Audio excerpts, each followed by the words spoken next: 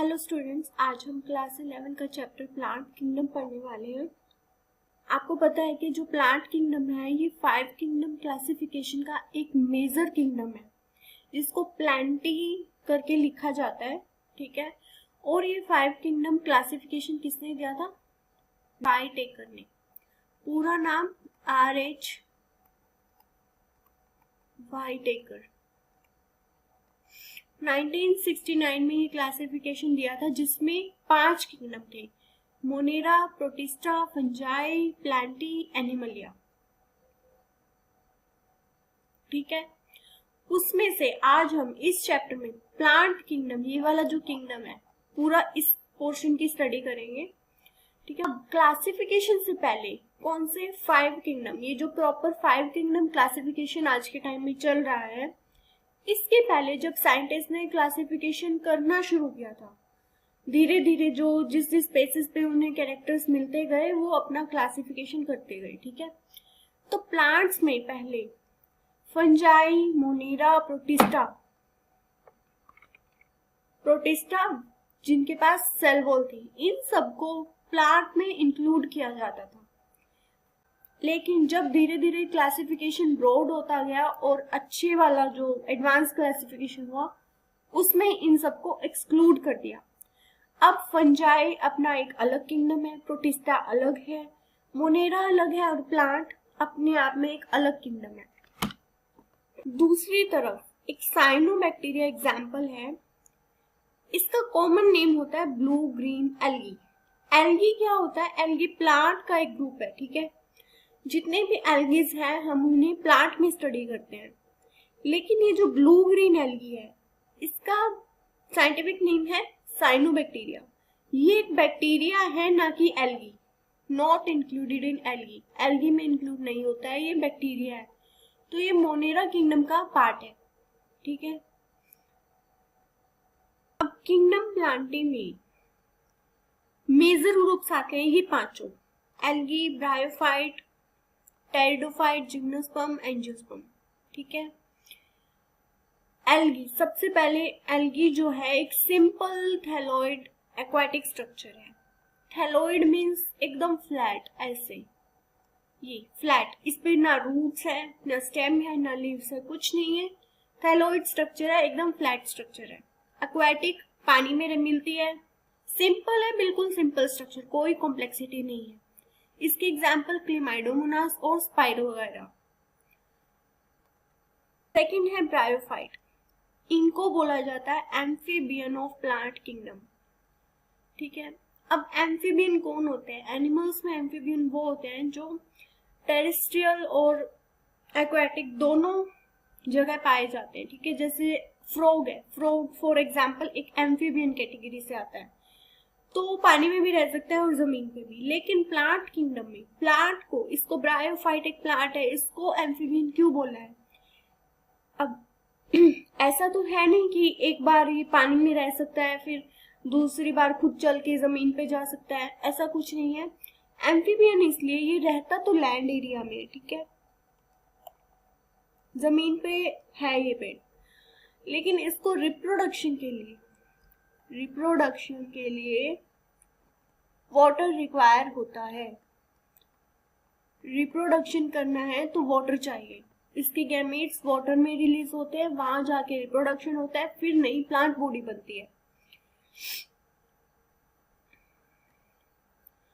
Example moss and रिप्सिया। Third, इसका एक ही पॉइंट रह गया, नो वेस्कुलर टिश्यू। इसके अंदर अभी तक कोई वेस्कुलर टिश्यू नहीं है ये प्लांट का। प्लांट्स की जो ग्रुप्स है ना, ये आगे एडवांस होते जा रहे हैं, ठीक है। ये प्रिमिटिव है, जो एल्गी है ये सबसे प्रिमिटिव है, ये सबसे पहला क्लासिफिकेशन है, सबसे पहला ग्रुप है जो बिल्कुल सिंपल है। इसके आगे आगे जैसे जैसे जा रहे हैं तो यहाँ तक आते आते कॉम्प्लेक्सिटी बढ़ रही है, कॉम्प्लेक्सिटी इंक्रीज हो रही है और इसके कारण ये एडवांस ग्रुप्स बनते जा रहे हैं, ठीक है। तो एल्गी तो सबसे ज्यादा सिंपल है, एंजियोस्पर्म एडवांस है, तो धीरे धीरे इनका डेवलपमेंट हो रहा है। अब बीच में जो ब्रायोफाइट्स है इनके पास अभी तक कोई वेस्कुलर टिश्यू नहीं है, लेकिन ये एल्गी से थोड़ा एडवांस है, वेस्कुलर टिश्यू कौन होते हैं? जाइलम फ्लोएम, जो एक प्रॉपर एक पूरा बड़ा ट्रे होता है, पेड़ होता है, उसके अंदर मिलते हैं, ठीक है।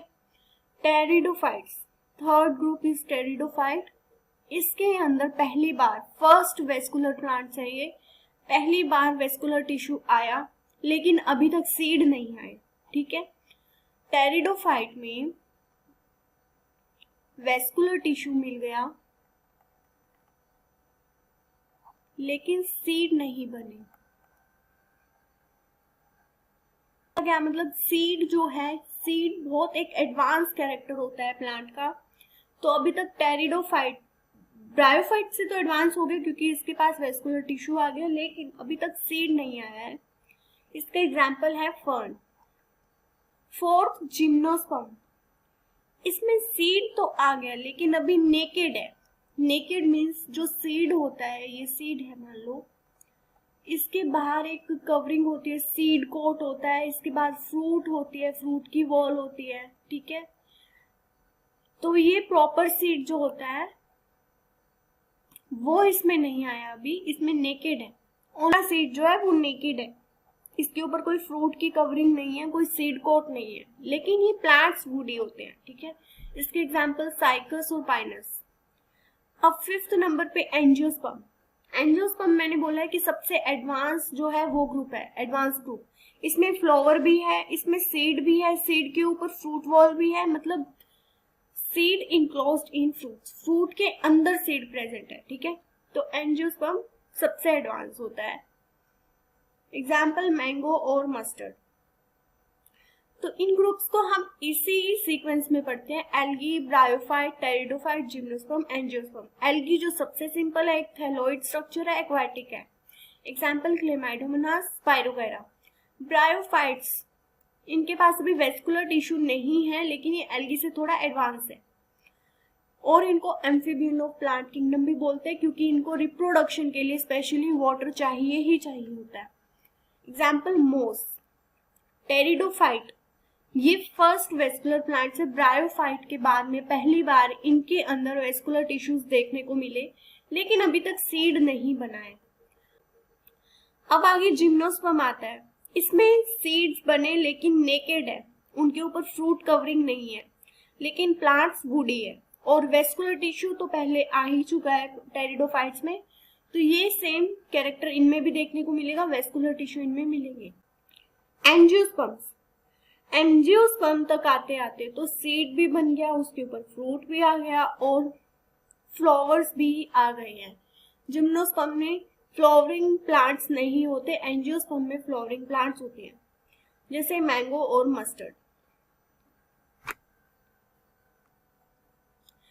अब आगे बढ़ते हैं क्लासिफिकेशन विद इन एंजियोस्पर्म, ठीक है। स्टार्टिंग में जब साइंटिस्ट क्लासिफिकेशन कर रहे थे तो उन्होंने अलग अलग कैरेक्टर्स अपने अपने ऑब्जर्वेशन के अकॉर्डिंग क्लासिफिकेशन दिए। जो सबसे पहले अर्लीस्ट सिस्टम जो था वो एक आर्टिफिशियल सिस्टम था, उसको आर्टिफिशियल सिस्टम बोलते हैं क्योंकि वो, और ये किसने दिया था? लिनेस ने। लिनेस सिस्टम बोलते हैं, आर्टिफिशियल सिस्टम है ये बेस्ड था gross superficial morphological characters. Morphological characters के ऊपर बेस्ड था। मॉर्फोलॉजिकल कैरेक्टर्स वो होते हैं जो सामने से एकदम आप दूर से भी ऑब्जर्व करोगे तो देखने पे आंखों से दिखाई दे, तो दैट आर मॉर्फोलॉजिकल कैरेक्टर्स।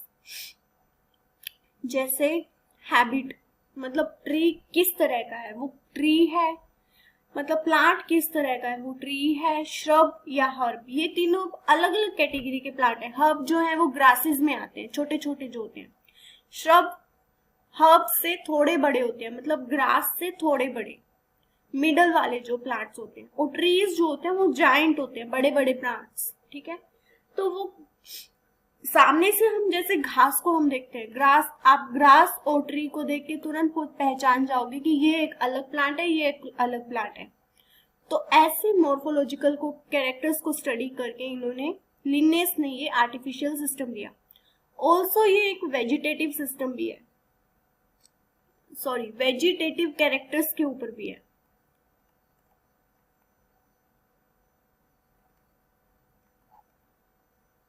ये जो ट्री, श्रब, हर्ब, ये वेजिटेटिव कैरेक्टर्स भी आते हैं, ठीक है। कलर के बेसिस पे अब पेड़ का कलर क्या है वो देख के बता दिया। Number and shape of leaves, अब जो प्लांट के ऊपर लीव्स हैं उनकी शेप्स और उनके नंबर्स को देख के भी क्लासिफिकेशन किया। ये सारी चीजें ऑब्जर्व की गई आर्टिफिशियल सिस्टम के अंदर। लिनेस सिस्टम है, मतलब जो आर्टिफिशियल सिस्टम एक ब्रॉड कैटेगरी होगी कि जो मॉर्फोलॉजिकल कैरेक्टर्स को ऑब्जर्व करके क्लासिफिकेशन किया जाए उसको आर्टिफिशियल सिस्टम बोलते हैं। जैसे लिनेस ने किया, इन्होंने एंड्रोशियम के स्ट्रक्चर्स को देख के क्लासिफिकेशन किया, ठीक है। एंड्रोशियम का स्ट्रक्चर क्या होता है? एंड्रोशियम होता है stamen, male reproductive organ in plants के अंदर जो मेल रिप्रोडक्टिव ऑर्गन होता है एंजियोस्पर्म्स के अंदर, किसी और प्लांट में नहीं मिलता, एंजियोस्पर्म प्लांट्स में देखने को मिलता है, ठीक है। एंड्रोशियम को देख के, उसके स्ट्रक्चर को देख के इन्होंने क्लासिफिकेशन दिया। इसकी लिमिटेशंस थी कि ये बस क्लोजली रिलेटेड स्पीशीज को सेपरेट कर पाता था। अब हम क्लासिफिकेशन करते किस लिए? किसी ने भी क्लासिफिकेशन क्यों किया? ताकि हर चीज को एक अलग कैटेगरी में रखा जा सके, ताकि उसकी स्टडी अच्छे से हो सके। लेकिन जब एक सिस्टम है वो बिल्कुल पास की चीजों को ऑब्जर्व कर पा रहा है, ज्यादा ब्रॉड लेवल पे ऑब्जर्वेशन नहीं देखने को मिल रहा, तो उस क्लासिफिकेशन का ज्यादा फायदा नहीं है। तो दिस इज द लिमिटेशन। दूसरा, इस सिस्टम ने वेजिटेटिव और सेक्सुअल कैरेक्टर्स को दोनों को इक्वल वेटेज दी। तो ये लिमिटेशन कैसे हुई? देखो, लिमिटेशन ऐसे हुई कि जो वेजिटेटिव कैरेक्टर्स होते हैं ना, वो एनवायरनमेंट से अफेक्ट हो सकते हैं। जैसे अभी हमने देखा था शेप ऑफ लीव्स। अब एक लीफ की शेप है, वो एनवायरमेंटल फैक्टर से अफेक्ट हो सकती है। यहाँ से मान लो टूट गई, या फिर इसका रंग उड़ गया, क्लोरोफिल कम हो गया, तो इन चीजों से वेजिटेटिव कैरेक्टर अफेक्ट हो सकता है। लेकिन सेक्सुअल कैरेक्टर इतना जल्दी एनवायरनमेंट से अफेक्ट नहीं होता। तो स्टडी करने के लिए सेक्सुअल कैरेक्टर्स ज्यादा सुपीरियर रहते हैं वेजिटेटिव से। लेकिन इस सिस्टम ने क्या किया? वेजिटेटिव और सेक्सुअल कैरेक्टर्स दोनों को इक्वल वेटेज दे दी। तो ये थी इसकी लिमिटेशंस। अगला, नेचुरल सिस्टम। इसका एग्जाम्पल है बेंथम एंड हुकर। इसमें क्या है? एक्सटर्नल फीचर और इंटरनल फीचर, मतलब मोर्फोलॉजी और एनाटॉमी दोनों को स्टडी किया जाता है अच्छे से। दोनों के कैरेक्टर्स को, फीचर को ऑब्जर्व करके ये क्लासिफिकेशन दिया है। इसमें ultra structure, anatomy, embryology, phytochemistry, हर चीज की स्टडी की गई है, ठीक है। जैसे बेंथम एंड हुकर सिस्टम, और इनका पूरा नाम George Bentham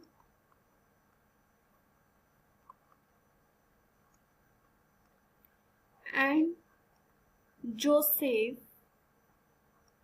Dalton Hooker. Next और लास्ट फाइलोजेनेटिक सिस्टम है, जो मॉडर्न है आज के टाइम पे, जिसके बेसिस पे स्टडीज की जा रही है, ठीक है। और ये सिस्टम है इवोल्यूशनरी रिलेशनशिप बिटवीन ऑर्गेनिजम्स के बेसिस पे। मतलब आज के टाइम में जो प्लांट्स की स्टडी हो रही है वो इवोल्यूशन में किस तरह से अपने एंसेस्टर्स से रिलेटेड है, और क्या उनके पहले से अपनी एक प्लांट आज की जनरेशन का बहुत पिछली पुरानी जनरेशन के साथ कैसा रिलेशन है, वो कैसे इवॉल्व हुए और कहाँ से इवॉल्व हुए, उस चीज की स्टडी करके फाइलोजेनेटिक सिस्टम बनाया गया है। इसमें माना जाता है कि जो ऑर्गेनिज्म है, सेम टेक्सा से जो बिलोंग करते हैं ऑर्गेनिजम्स, उनके कॉमन एंसेस्टर रहे होंगे। तो अब कॉमन एंसेस्टर है या नहीं है, इस चीज को पता लगाने के लिए क्या चाहिए होता है? Fossil evidence. मान लो कोई फॉसिल मिलेगा तभी तो उससे मैच करके पता लगाएंगे कि इसका आज के टाइम के जो प्लांट्स को हम स्टडी कर रहे हैं उनका एंसेस्टर कौन है और कैसा है। लेकिन मान लो अगर फॉसिल एविडेंस नहीं मिल रहे, अब रोज रोज तो फॉसिल्स मिलते नहीं है, वो कभी कभी की बात है कि कोई फॉसिल मिला, उसके एविडेंस के बेसिस पे क्लासिफाई कर दिया। अब फॉसिल के अलावा भी बहुत सारी चीजें यूज की जाती हैं आज के मॉडर्न टाइम में क्लासिफिकेशन को स्टडी करने के लिए, जैसे numerical taxonomy, cyto taxonomy, chemo taxonomy. यहाँ से डेटा मिलता है और क्लासिफिकेशन आगे प्रोसीड होता है। तो सिर्फ फॉसिल पे डिपेंड ना होके यहाँ पे और भी टेक्नोलॉजीज हैं जिसकी हेल्प से क्लासिफिकेशन को स्टडी किया जा सकता है, जैसे न्यूमेरिकल टेक्सोनोमी। इसमें कंप्यूटर्स का यूज करके जितने भी ऑब्जर्वेबल कैरेक्टर्स होते हैं, ऑल ऑब्जर्वेबल कैरेक्टर्स, उनको असाइन किया जाता है कोई ना कोई नंबर या कोड। अब जितने कैरेक्टर्स होंगे एक प्लांट के अंदर, मान लो उसका शेप, उसका कलर, उसका स्टेमेन का शेप, उसके स्टेमेन का स्ट्रक्चर, उसकी ओवरी, सब कुछ जितने भी कैरेक्टर हो सकते हैं एक प्लांट के अंदर उनको एक कोड या नंबर दे देंगे, ठीक है। अब जब किसी को आप कोड या कोई नंबर असाइन कर देते हो तो वो उसकी आइडेंटिटी बन गई। अब इस सारे डेटा को जब कंप्यूटर्स में प्रोसेस किया जाता है तो सभी कैरेक्टर्स को इक्वल वेटेज मिलेगी, plus hundreds of characters, NCERT की लाइन है ये, हंड्रेड्स ऑफ कैरेक्टर्स को सेम टाइम पे स्टडी किया जा सकता है एक ही डेटा के थ्रू, क्योंकि कंप्यूटर काम कर रहा है। अब कंप्यूटर ह्यूमन से तो ज्यादा टेंडेंसी रखता है ना काम करने की, डेटा को प्रोसेस करने की। अब एक ह्यूमन जब क्लासिफिकेशन करेगा उसे कोई कैरेक्टर याद आया, कोई नहीं आया, किसी को पहले इंपॉर्टेंस दे दी, किसी को बाद में दे दी, सेक्सुअल को पहले दी, वेजिटेटिव को बाद में दी। लेकिन कंप्यूटर के साथ ये सब प्रॉब्लम नहीं है। उसमें सिंपल हर कैरेक्टर को एक कोड दिया है, एक नंबर दिया है, वो अपने हिसाब से डेटा को प्रोसेस करेगा और जो भी रिजल्ट आएगा वो हर कैरेक्टर को इक्वल वेटेज में रख के आएगा। प्लस दूसरा फायदा यहाँ पे है कि एक ही बार में बहुत सारे हंड्रेड्स ऑफ, सैकड़ों कैरेक्टर्स को एक बार में स्टडी किया जा सकता है। सेकंड आता है इसी कैटेगरी में साइटो टेक्सोनोमी। इसमें क्या करते हैं, साइटोलॉजिकल, मतलब साइटो मीन्स, साइटो वर्ड जो होता है वो सेल्स के लिए यूज होता है।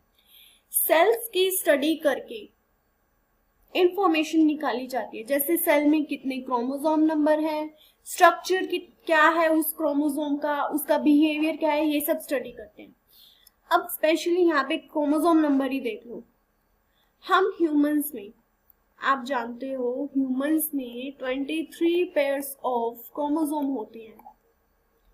किसी और एनिमल की बात करोगे तो उसमें कुछ और ये नंबर होगा, है ना, तो सबका सेम तो नहीं है। अब जब 23 पेयर्स ऑफ हमारे क्रोमोसोम की स्टडी की जाएगी तो पता लगेगा कि ह्यूमन की क्रोमोसोम है। इस तरीके से क्रोमोसोम नंबर, उसकी स्ट्रक्चर, बिहेवियर को स्टडी करके साइटोटेक्सोनॉमी के अंडर क्लासिफिकेशन को स्टडी किया जाता है, ठीक है। दूसरा तीसरा आता है कीमोटेक्सोनॉमी। Chemo means chemical. देखो न्यूमेरिकल मीन्स नंबर, है ना, number. Cyto means cell, cell की इंफॉर्मेशन, सेल के अंदर होते हैं क्रोमोसोम, उन सब की information. Chemo means chemical, chemical composition को स्टडी करना, जैसे सेल के अंदर कौन से प्रोटीन्स है, कौन से एल्कोलॉइड्स हैं, उस प्लांट के अंदर जो उसके केमिकल्स का कैसा कॉम्पोजिशन है, उसको स्टडी करके डेटा निकालना और उनको ऑब्जर्वेशन को स्टडी करके एक क्लासिफिकेशन करना। तो यहाँ पे हमने एंजियोस्पर्म की, ये सारे जो क्लासिफिकेशन है तीनों ये एंजियोस्पर्म्स के हैं, ठीक है। हमने 3 क्लासिफिकेशन पढ़े, आर्टिफिशियल सिस्टम, नेचुरल सिस्टम और फाइलोजेनेटिक रिलेशनशिप वाला। आर्टिफिशियल का एग्जांपल है लिनेस वाला जो क्लासिफिकेशन सिस्टम है, वो आर्टिफिशियल में बेसिकली मॉर्फोलॉजिकल वेजिटेटिव कैरेक्टर्स को स्टडी करते हैं, जैसे उसका हैबिट कैसा है, ट्री, श्रब, हर्ब, उसका colour, number of shape, number and shape of leaves, ये सब जो है मॉर्फोलॉजिकल कैरेक्टर, इनको स्टडी करके क्लासिफिकेशन जो होता है वो होता है आर्टिफिशियल सिस्टम। तो मॉर्फोलॉजिकल ध्यान रखना, मेनली मॉर्फोलॉजिकल। एग्जाम्पल में लिनेस सिस्टम, इन्होंने क्या किया, इन्होंने एंड्रोशियम के स्ट्रक्चर को ऑब्जर्व किया, उसके बेस पे जो क्लासिफिकेशन दिया उसे बोलते हैं लिनेस सिस्टम, क्लासिफिकेशन सिस्टम। अब इसके जो लिमिटेशंस है वो पढ़े हैं हमने, कि जो है इसमें ब्रॉड कैटेगरी का क्लासिफिकेशन नहीं हो सकता, उसमें क्लोजली रिलेटेड जो स्पीशीज हैं वही बस थोड़ा बहुत ऑब्जर्वेशन के हिसाब से सेपरेट हो सकती है। इसमें इक्वल वेटेज दे दी गई है वेजिटेटिव और सेक्सुअल कैरेक्टर को, लेकिन जो वेजिटेटिव कैरेक्टर होते हैं वो जल्दी एनवायरनमेंट से अफेक्ट हो जाते हैं। यहाँ पे जो वर्ड लिखा है इजीली अफेक्टेड बाय एनवायरनमेंट, उनकी कंडीशन खराब हो सकती है, बदल सकती टाइम के साथ। दूसरा था नेचुरल सिस्टम, इसका एग्जांपल है बेंथम एंड हुकर। इसमें क्या होता है, जो एक्सटर्नल और इंटरनल दोनों फीचर्स को स्टडी किया जाता है, एनाटमी, मॉर्फोलॉजी, एवरीथिंग, जो भी नेचुरली उस प्लांट के अंदर प्रेजेंट है सब स्टडी किया जाता है। और इसका example Bentham and Hooker system. तीसरा है फाइलोजेनेटिक सिस्टम, जो कि मॉडर्न है, मतलब आज के टाइम में जो स्टडी किया जा रहा है, जिसके हिसाब से क्लासिफिकेशन हो रहा है, फाइलोजेनेटिक सिस्टम। इसमें इवोल्यूशनरी रिलेशनशिप देखते हैं, जो भी प्लांट, जो भी टेक्सा से वो बिलोंग करती है ऑर्गेनिज्म, उसकी कॉमन एंसेस्ट्री उसमें देखी जाती है। अब ये कैसे, वो फॉसिल की बेसिस पे, फॉसिल एविडेंस जो होता है उससे मैच करके देखते हैं उसके एंसेस्टर कौन रहे होंगे, तो उसके हिसाब से उसके क्या कैरेक्टर्स हैं, क्या फीचर्स हैं। लेकिन फॉसिल एविडेंस हमेशा अवेलेबल हो ऐसा जरूरी नहीं है। अब जब फॉसिल नहीं है तो काम रुकता नहीं है, टेक्नोलॉजीज और भी है। Numerical taxonomy, cytotaxonomy, chemotaxonomy. Numerical taxonomy में नंबर्स असाइन करते हैं सभी कैरेक्टर्स को, फिर उनको ऑब्जर्व करके प्रोसेस किया जाता है कंप्यूटर के द्वारा, ठीक है। तो कंप्यूटर यहाँ पे अपना काम करता है मेनली। दूसरा साइटोटेक्सोनॉमी में साइटोलॉजिकल, सेल की इंफॉर्मेशन, सेल की क्रोमोसोम नंबर, उसके स्ट्रक्चर, उसके बिहेवियर सबको स्टडी करते हैं। कीमोटेक्सोनॉमी में chemical composition of a plant या ऑर्गेनिज्म। क्लासिफिकेशन की बात हो रही है तो क्लासिफिकेशन किसी का भी हो सकता है, ठीक है। अब केमिकल्स में आते हैं प्रोटीन्स, एल्कोलॉइड्स, मतलब उनका कोई भी केमिकल कॉम्पोजिशन। अब क्लासिफिकेशन के बाद हम स्टार्ट कर रहे हैं प्लांट किंगडम का पहला मेन ग्रुप, एल्गी। तो प्लांट किंगडम के 5 ग्रुप मैंने बताए थे, algae, bryophyte, pteridophyte, gymnosperm, angiosperm, और इसी सीक्वेंस में इनको याद करना है। एल्गी में क्या होता है, सिंपल और थैलोइड प्लांट्स होते हैं, मैंने बताया था। उनके अंदर क्लोरोफिल प्रेजेंट होता है, chlorophyll bearing simple thalloid, autotrophic. अब क्लोरोफिल है तो खुद से फोटोसिंथेसिस भी कर सकते हैं, है ना। Autotrophic means can perform photosynthesis. Algae खुद अपना फोटोसिंथेसिस करके खुद अपना फूड बना सकती है। मोस्टली एक्वेटिक एनवायरनमेंट में पानी वाली जगह पे ज्यादातर मिलती है। आपने जो एल्गी उसको बोलते हैं, वो काई होती है ना, पानी में लग जाती है ग्रीन ग्रीन, वो होती है एल्गी, ठीक है। अलग अलग टाइप की होती है, वो दिखने में आपको ऊपर से एक जैसी लगती होगी, लेकिन उसके बहुत सारे टाइप्स होते हैं।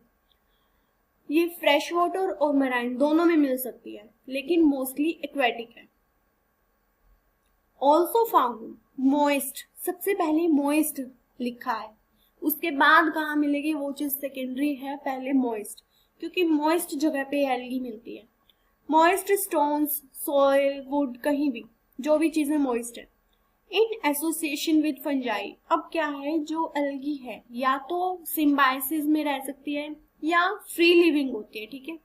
सिम्बायोसिस का मतलब है किसी चीज, किसी ऑर्गेनिज्म के साथ वो एकदम कनेक्ट होके रहती है। सिम्बायोसिस में एग्जाम्पल है लाइकेन। लाइकेन में क्या है, फंजाई और एल्गी एक साथ मिलके रहते हैं, मिलजुल कर बड़े प्यार से।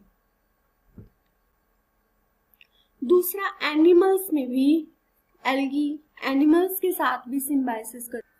एनिमल्स का एग्जाम्पल है स्लोथ बियर। ये जो ऑर्गेनिज्म है इसका नाम है स्लोथ बियर, ठीक है। ये पेड़ पे चिपका रहता है, एकदम बिल्कुल चिपका हुआ रहता है पेड़ पे, और इसका जो काम करने का जो तरीका है इतना स्लो, बहुत ज्यादा स्लो होते हैं इसके मूवमेंट। तो ये जैसे पेड़ पे चिपका हुआ है, तो पेड़ पे तो एल्गी लगी, मैंने बोला ना यहाँ पे वुड पे, मॉइस्ट वुड पे एल्गी आ जाती है, तो इसके ऊपर भी एल्गी लग रखी है। देखो ये ग्रीन कलर का है ना, तो इसके ऊपर भी एल्गी लग गई। यहाँ पे स्टोन्स हैं, मॉइस्ट, सब जगह एल्गी है। So this is the example of symbiosis of algae. Fungi के साथ एल्गी मिलके बनाती है लाइकिन, और जब एनिमल्स लाइक स्लोथ बियर पे लगती है तो वहां पे भी वो सिम्बायोसिस एसोसिएशन में ही है। अब जो एल्गी है ना वो अलग अलग फॉर्म में मिलती है, उसका साइज अलग होता है, उसकी जो स्ट्रक्चर होती है वो अलग अलग हो सकती है। जैसे हम इस चीज को बोलते हैं थैलस ऑर्गेनाइजेशन। थैलस मीन्स उसकी मेन बॉडी।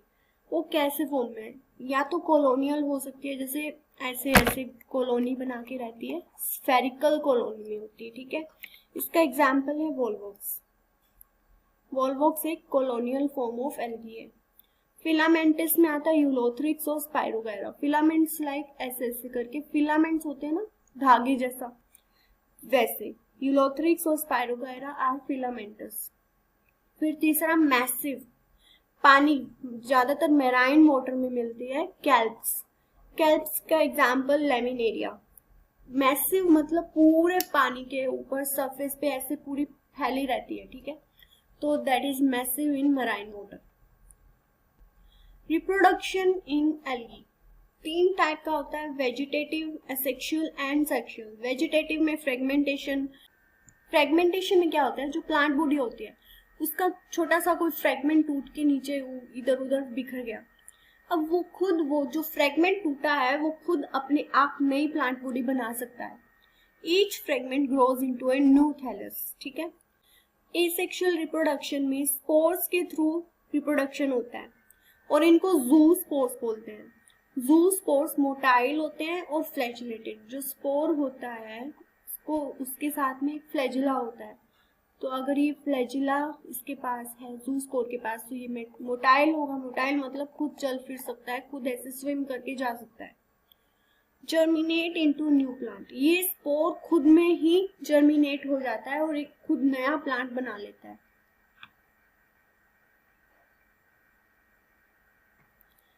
और सेक्सुअल रिप्रोडक्शन में गैमीट्स होते हैं, गैमीट्स के बीच में फ्यूजन। सेक्सुअल रिप्रोडक्शन का बेसिक जो डेफिनेशन है वही यही है, जो 2 गैमीट्स होते हैं अलग अलग, उनके बीच में जो फ्यूजन होगा उसके बाद में कुछ नया ऑर्गेनिज्म बनेगा। तो इसमें भी 3 टाइप की रिप्रोडक्शन हो सकते हैं, isogamous, anisogamous and oogamous। Isogamous, iso means same size के गैमीट्स होते हैं, बिल्कुल सेम टिटो। दोनों मोटाइल भी हो सकते हैं, दोनों नॉन मोटाइल भी हो सकते हैं। जैसे यूलोथ्रिक्स है, यूलोथ्रिक्स में दोनों मोटाइल तरह के सेम साइज के मोटाइल गैमीट्स प्रेजेंट होते हैं। स्पाइरोगायरा में नॉन मोटाइल लेकिन सेम साइज के गैमीट्स, ठीक है, that's why they are isogamous. Anisogamous means dissimilar gamete, अलग अलग दिखते हैं, दोनों एक जैसे नहीं दिखते। For example Eudorina. And oogamous में oogamous टाइप का जो सेक्सुअल रिप्रोडक्शन होता है उसमें फीमेल गैमीट होता है एग, वो नॉन मोटाइल और बड़ा होता है। नॉन मोटाइल मतलब कोई फ्लैजिला नहीं है और बड़ा साइज का एक एग होता है। और जो मेल गैमीट होता है, स्पर्म जिसको हम बोलते हैं, वो मोटाइल होता है और स्मॉल होता है, ऐसे करके ऐसे।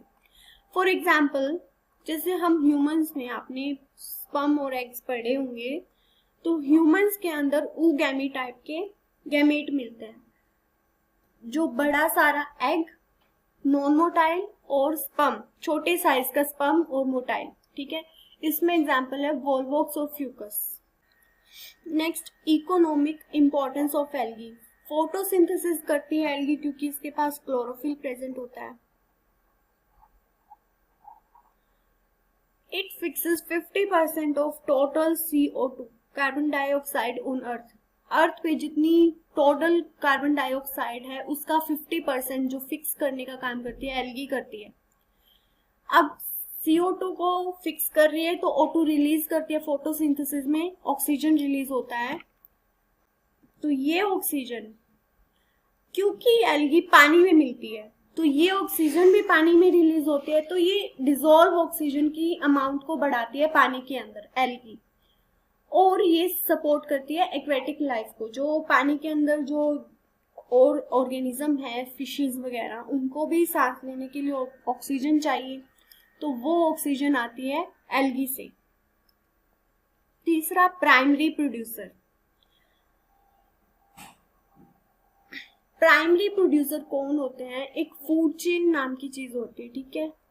फूड चेन में सबसे पहले आते हैं प्रोड्यूसर, उसके बाद आते हैं कंज्यूमर। प्रोड्यूसर मतलब जो खुद से कुछ खाना प्रोड्यूस करते हैं, और कंज्यूमर जो उस प्रोड्यूसर पे डिपेंड होके वो खाना उससे लेते हैं। तो प्रोड्यूसर की कैटेगरी में प्लांट्स आते हैं, क्योंकि प्लांट्स फोटोसिंथेसिस कर सकते हैं। तो एल्गी एक प्राइमरी प्रोड्यूसर है जो फूड चेन में, एक्वाटिक इकोसिस्टम में फूड चेन का बेसिस बनती है। तो एक्वाटिक इकोसिस्टम जो है उसमें खाना सबसे पहले कौन प्रोड्यूस करता है? एल्गी। और फूड बनाने के लिए कुछ फेमस एग्जांपल जो मेराइन एल्गीज होती है एज फूड यूज होती है, Porphyra Laminaria Sargassum, eaten by humans. ये डायरेक्टली खाई जा सकती हैं और ह्यूमंस इसको खाते भी हैं, पोरफायरा लैमिनेरिया सार्गासम। नेक्स्ट इसका जो यूज है हाइड्रोकोलोइड्स। हाइड्रोकोलोइड्स वाटर होल्डिंग सब्सटेंसेस होते हैं।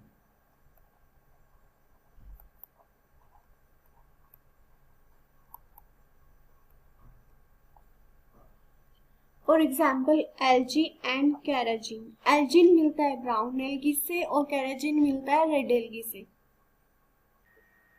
ब्राउन एल्गी का साइंटिफिक नेम होता है फ्यूफाइसी एंड रेड एल्गी का रोडोफाइसी। अभी हम आगे क्लासिफिकेशन पढ़ेंगे एल्गी का, तब उसमें पूरा बताऊंगी। 6 अगार। अगार जो होता है वो जेलिडियम और ग्रेसिलेरिया से मिलता है, और इस अगार का यूज करते हैं आइसक्रीम बनाने में, जेली बनाने में, और जो माइक्रोबायोलॉजी में कल्चरल मीडिया, माइक्रोबायोलॉजी में कल्चर मीडिया बनता है। कल्चर मीडिया मीन्स जैसे बैक्टीरिया को कल्चर करना है, उनको ग्रो करना है, तो उसके लिए कुछ मीडियम रिक्वायरमेंट होता है, दैट इज अगार। उसके लिए अगार यूज होता है।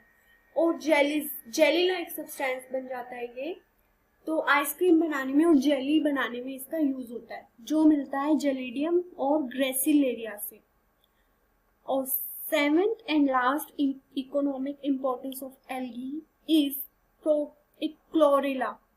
एग्जाम्पल है, this is protein rich food supplement.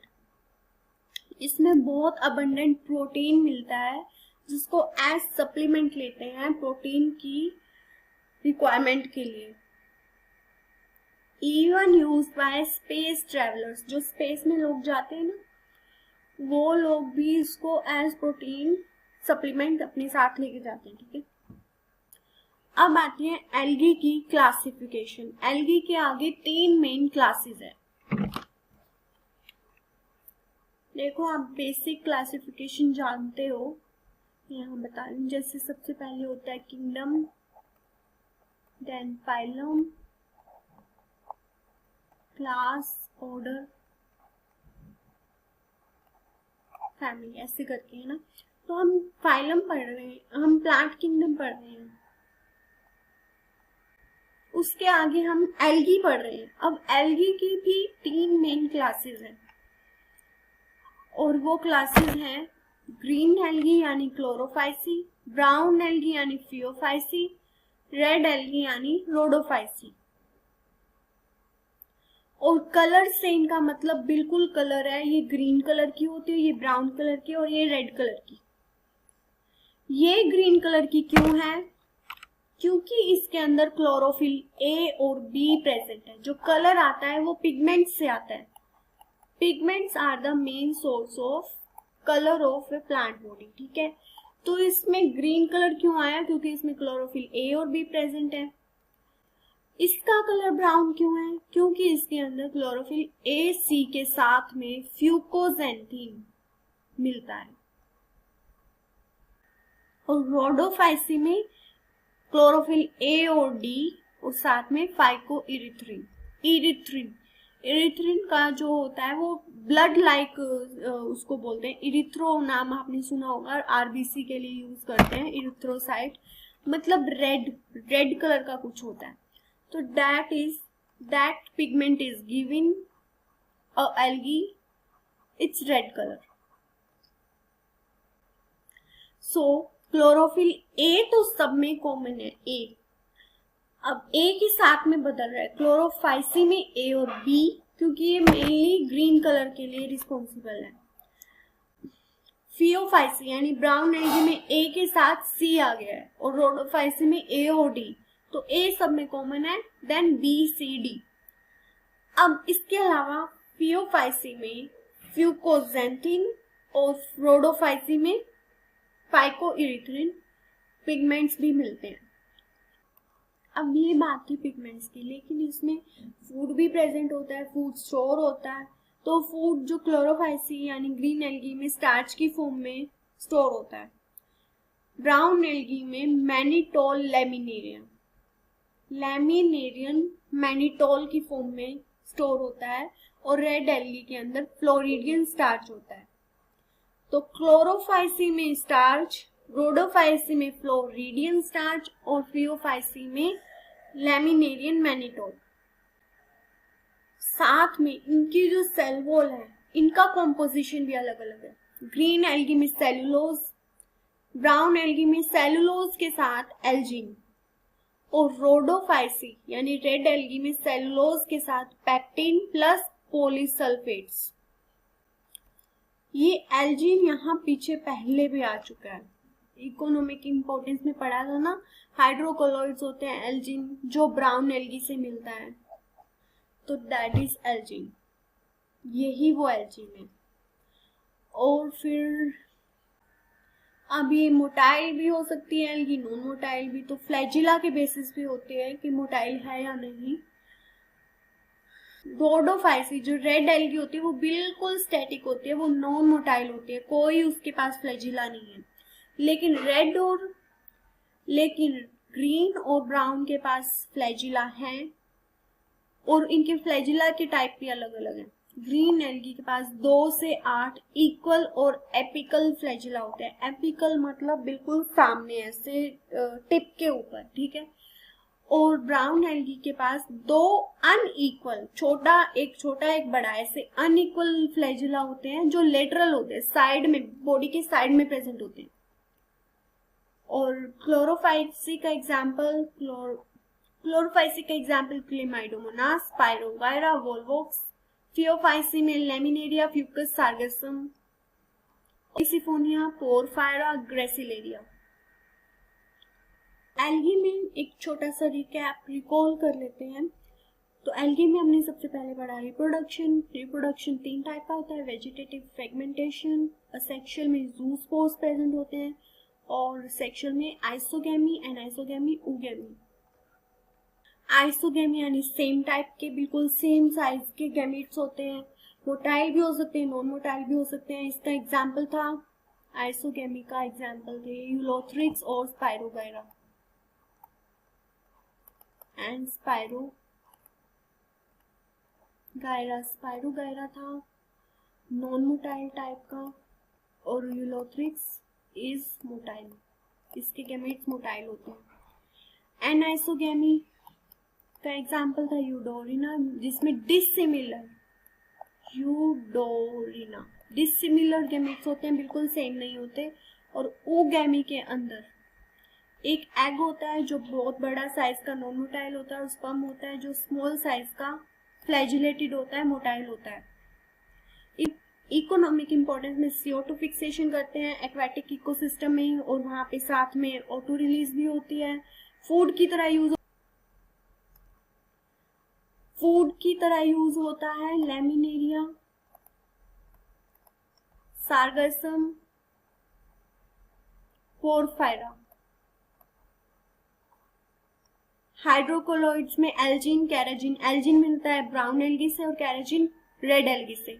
अगार मिलता है जेलिडियम और ग्रेसिलेरिया से, जो आइसक्रीम, जेली, उन सब में यूज होता है. प्रोटीन की तरह क्लोरेला को यूज किया जाता है, ठीक है. 3 क्लासेस है, क्लोरोफाइसी, फियोफाइसी, रोडोफाइसी। क्लोरोफाइसी में ग्रीन कलर का पिगमेंट होता है, तो ग्रीन कलर की होती है क्योंकि उसमें क्लोरोफिल ए और बी होता है। फियोफाइसी ब्राउन कलर की होती है क्योंकि उसमें क्लोरोफिल ए, सी और उसके साथ फ्यूकोजेंटिन। और रोडोफाइसी में रेड कलर का पिगमेंट होता है, रेड कलर की वो एल्गी दिखती है क्योंकि उसमें क्लोरोफिल ए और डी और साथ में होता है फाइकोइरिथ्रिन।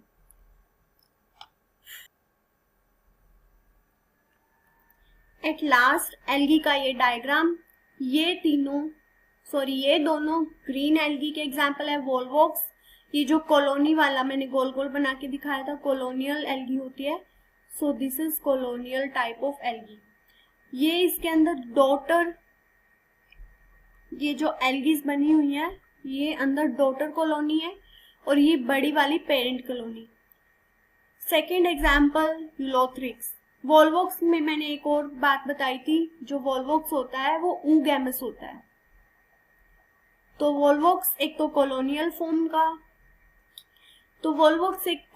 फॉर्म ऑफ एल्गी है और साथ में उसके गैमेट्स ऊगैमस हैं। यूलोथ्रिक्स भी ग्रीन एल्गी होती है।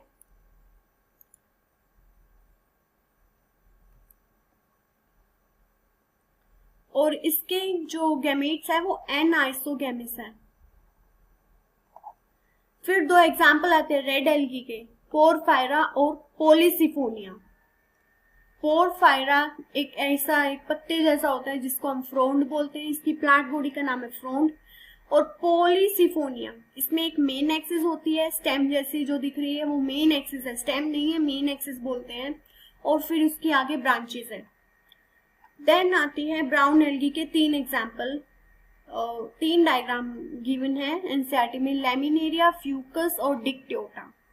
लैमिनेरिया ऐसे, ये जो लीफ लाइक जो होता है ना, इसको फ्रोंड बोलते हैं। तो ऊपर फ्रोंड है, नीचे एक स्टाइप है, नीचे होल्ड फास्ट है, जो अटैचमेंट के लिए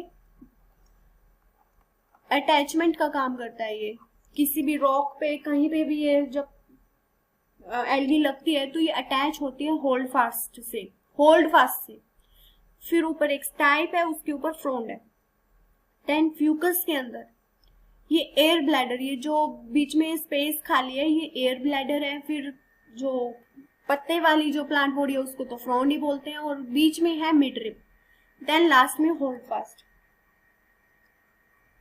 और डिक्टियोटा में ये स्टाइप एंड दिस इज फ्रोंड। तो याद करने के लिए स्पेशली ये तीनों डायग्राम, लैमिनेरिया, फ्यूकस और डिक्टियोटा। डिक्टियोटा में आप से याद रख सकते हो कि ये जो ऐसे है ये डी जैसा शेप बना रहा है, ऐसे करके ऐसे, तो दिस इज डिक्टियोटा। फ्यूकस में ये एफ, ये एफ जैसा, एफ, आप इसको ऐसे उल्टा एफ लगा के देख लो, एफ जैसा शेप बना रहा है, तो ये है फ्यूकस।